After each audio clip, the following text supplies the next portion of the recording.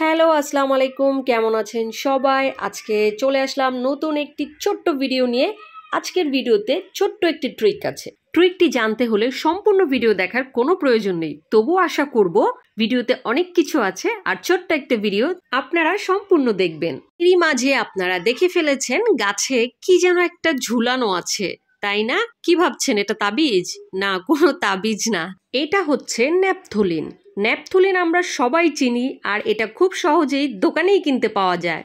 এই যে দেখুন, এখানে আরেকটি গাছেও আমি ঝুলিয়ে রেখেছি। এটা হচ্ছে একটা মিষ্টি কুমড়া গাছ। এই ধরনের গাছে পিঁপড়া হতে শুরু করে অনেক ধরনের পোকার আক্রমণ হয়, কিন্তু এই ছোট্ট একটা ন্যাপথলিন আপনার এই ধরনের সব সমস্যার সমাধান করতে পারে। এই যে দেখুন, একটা সিম গাছও আমি ঝুলিয়ে দিয়েছি। ওই যে দেখা যাচ্ছে, দেখতে পাচ্ছেন। এই ন্যাপথলিনগুলো আমি নেটের ব্যাগগুলো যে আমাদের গ্রোসারি থেকে আসে, সেই ব্যাগগুলো কেটে আমি পেঁচিয়ে গাছে বেঁধে দিয়েছি। এই ন্যাপথলিন গাছকে বিভিন্ন পোকার হাত থেকে রক্ষা করবে, যেমন লেদা পোকা, পিঁপড়া, মাকড়, জাপ পোকা, চুষি পোকা, মোটামুটি অনেক ধরনের পোকার হাত থেকে রক্ষা করবে। কি ব্যাপারটা দারুণ না? সত্যি চমৎকার একটি ট্রিক।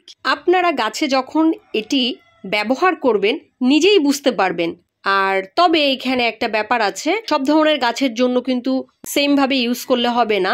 যেমন ধরেন, ছোট একটা গাছে আপনি একটা কি দুইটা বেঁধে দিলেন, কিন্তু এই ধরনের বড় লতানো গাছে আপনাকে কিন্তু বেশ কয়েকটা বেঁধে দিতে হবে। এই যে আমার এই লাউ গাছটায় অনেকগুলোই বাঁধা আছে, এগুলো মাচার নিচে যে দেখাতে হবে তাই দেখাতে পারছি না।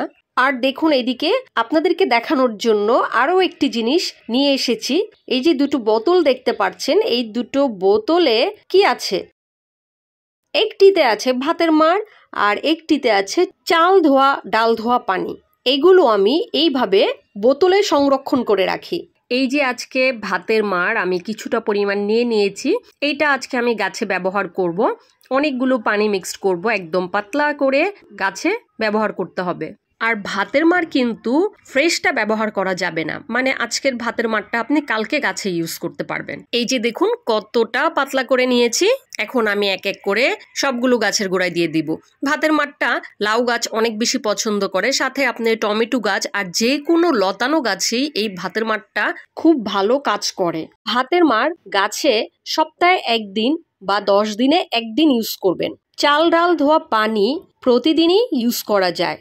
ভিডিওটি কেমন লাগলো প্লিজ ছোট্ট একটা কমেন্ট করে জানাবেন, আর ভালো লাগলে লাইক সাবস্ক্রাইব করে দিবেন। আল্লাহ হাফেজ।